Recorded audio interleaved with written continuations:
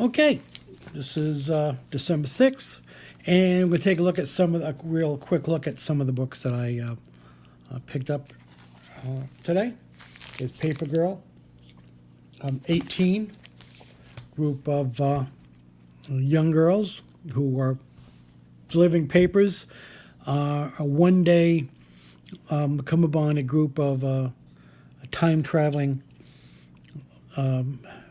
teenage boys, and it does not go well. And the girls suddenly find themselves in the middle of a war between adults and teens.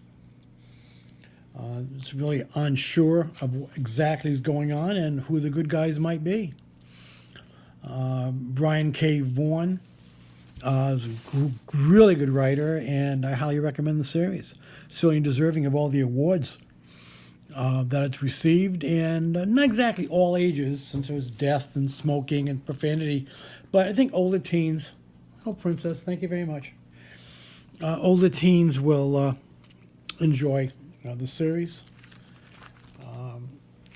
Usagi Yojimbo by Stan Sakai. Again, another book certainly deserving of all the recognition. It's going to be one of those nights, right? Certainly deserving all the recognition that he's received. This is issue 164 from Dark Horse. So it's Usagi Yojimbo was started before. I think it was either Pacific or First that published the original series. And I think, I believe Tundra did some issues, and some other publishers. And Stan just goes merrily along with the history of his rabbit Ronin in feudal Japan.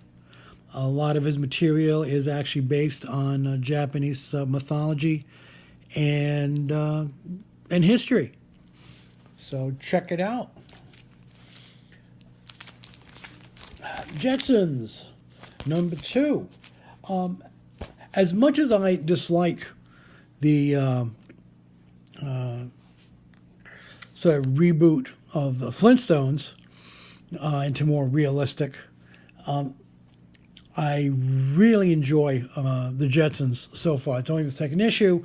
There was also a short story in the DC, I think it was Booster Gold meets the Flintstones, where it sort of sets up the backstory. You learn the history of Rosie, the housemaid. And anyways, this is kind of like Johnny Quest sort of thing. George continues to work for Mr. Spacely on computers. He's sort of a repairman. And Jane is actually a scientist working on a top secret project. So check it out. Guardians of the Galaxy, Infinity Quest. I wonder where that's going to come to. Pretty good series. I'm enjoying it. Can't remember who's writing it. Dugan? Anyways, I'm picking up most of the Guardian stuff right now. Telltale Stories, which is based on the video game. That just ended. And of course, there is, Rocket and Groot have their own individual comics, and I'm reading those as well. And anyways, it's interesting. And we'll see where it goes. And one more, number 2, Black Lightning, written by my old buddy Tony Isabella. And this is the third Black Lightning series that Tony, the creator of the book, has been associated with. This is a little different from previous incarnations, And the character does not have the same history as the Black Lightning that we're going to be seeing in the CW. But it's still quite good. Tobias Whale is a great character, and we learn a little bit more about him in this book. And it seems that Tobias Whale we thought we knew was not really